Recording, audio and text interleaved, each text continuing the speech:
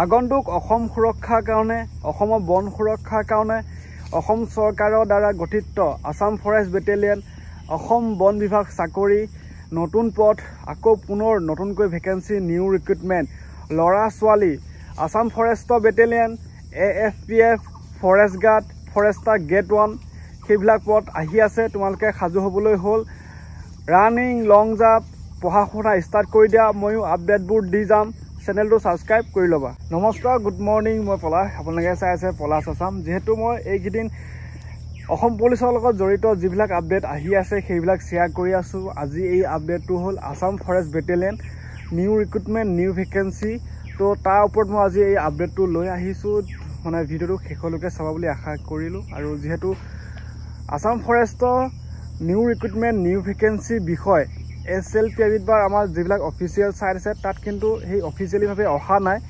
যদিও CM ছাৰে এইকেইদিন কৈ আছে ফৰেষ্টৰ বেটেলিয়ন আহিব ফৰেষ্টৰ কেতিয়া লাগিব নৱেম্বৰত ইন্টাৰভিউ হলে হ'ব তহঁতে দৌৰিবি নৱেম্বৰ ছেপ্টেম্বৰ মাহত এই মাহৰ ভিতৰতে হয়তো CM ছাৰে সকলোবোৰ প্ৰসেস আগবঢ়াই দিব বা শেষ কৰিব সেইবিলাকে আৰু যেহেতু ময়ো একদিন আপডেট দি আছো তো এই ফৰেষ্ট বেটেলিয়নৰ আজি আপডেটটো হ'ল যেহেতু যোৱাকালি আছিলে 5 জুন বিশ্ব পৰিৱেশ দিৱস আমাৰ বনৰ সুৰক্ষাৰ কাৰণে যিবিলাক কৰ্মকৰ্তা তেওঁলোকৰ যোৱাকালি এটা বহুত ভাল দিন আছিলে তো তাৰ কাৰণে CM ছাৰে কৈছে আমাৰ যিবিলাক নিউজ সেইবিলাকৰ আগতে তেওঁলোকৰ এই বন সুৰক্ষাৰ কাৰণে কিমানটা বেটেলিয়ন গঠন কৰা হ'ল আৰু গঠন কৰিব আগলৈ কি সুবিধা থাকিব সেইবিলাক অসম চৰকাৰে যেহেতু সুৰক্ষাৰ কাৰণে কৰিবলগীয়া কাম কৰি আছে তো যোৱাকালিও CM ছাৰে ক'লে ধুনীয়াকৈ মই সেই ভিডিঅ' ক্লিপটো লগাই দিছোঁ দ্বিতীয়তে আপোনালোকে জানে আমাৰ চৰকাৰ অহাৰ পিছত আমি তৃতীয় বন সুৰক্ষা বাহিনী গঠন কৰিছিলোঁ ইয়াৰ আগতে প্ৰথম আৰু দ্বিতীয় বন সুৰক্ষা বাহিনী আছিলে আজি আমি তেওঁলোকক আৰ্মছ তেওঁলোকৰ বাবে যি অস্ত্ৰ যন্ত্ৰৰ প্ৰয়োজন অস্ত্ৰ শস্ত্ৰৰ প্ৰয়োজন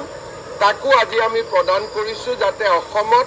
বন সুৰক্ষাৰ ক্ষেত্ৰত বন সুৰক্ষা বাহিনীয়ে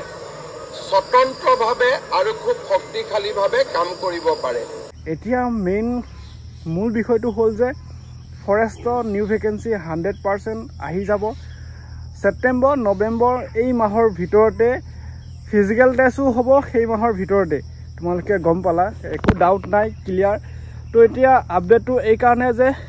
নেক্সট আমাৰ যোনটো ৰিক্ৰুটমেন্ট হ'বলৈ গৈ আছে যোনসকলে চাকৰি পাব বা যোনসকলে চাকৰি পায় জইনিং কৰি ট্ৰেইনিং কৰিব তেওঁলোকক চতুৰ্থ বেটেলিয়নটো তেওঁলোকক সেই মুক্তি পাব মানে first battalion second battalion third battalion এইটো আমাৰ যোনটো যোৱাৰ ৰিক্ৰুটমেন্টটো সেইটো থাৰ্ড বেটেলিয়ন আছিলে এতিয়া যোনটো আগন্তুক নিউ ভেকেন্সি দি তেওঁলোকক ৰিক্ৰুটমেন্ট বা ইন্টাৰভিউ পাতি তেওঁলোকক সিলেকশ্যন কৰা হ'ব বা জইনিং কৰি ট্ৰেইনিং বন সুৰক্ষা সেইটো হ'ব ফ'ৰ্থ বেটেলিয়ন ফ'ৰ্থ ফৰেষ্টৰ বেটেলিয়ন এটা গঠন কৰিবলৈ গৈ আছে খুব কম দিনৰ ভিতৰতে তো তোমালোকৰ ৰানিং লং জাম্প যেহেতু আছে এক্সাম আছে আৰু খোজ কঢ়া ইভেন্ট আছে ভাইভা টেষ্ট আছে সেইবিলাক ক্লিয়াৰ কৰিব চেষ্টা কৰিবা ময়ো আপডেটবোৰ দি যাম এইকেইদিন